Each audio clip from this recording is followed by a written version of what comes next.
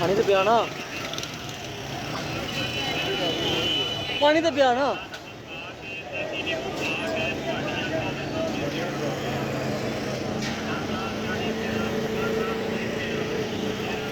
पानी पिया तो मैं तले लग गया। पानी केड़ा पीना वो हाँ लग गई यार जन्ने का जेड़ी वो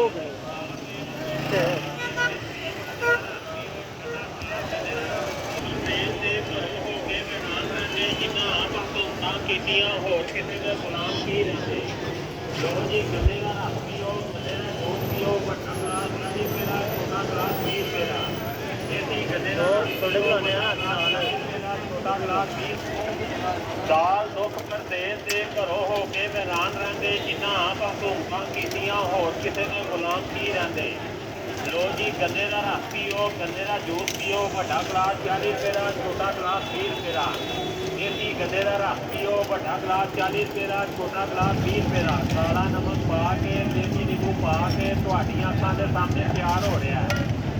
बड़ा गिलास 40 रुपए का छोटा गिलास 20 रुपए का गन्ने का रस पियो गन्ने का जूस पियो ना मेरे ना 40 रुपए का छोटा गिलास 20 रुपए का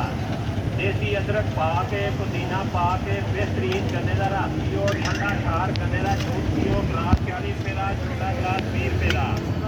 देसी गन्ने का रस पियो देसी गन्ने का जूस पियो बड़ा गिलास 40 रुपए का छोटा गिलास 20 रुपए का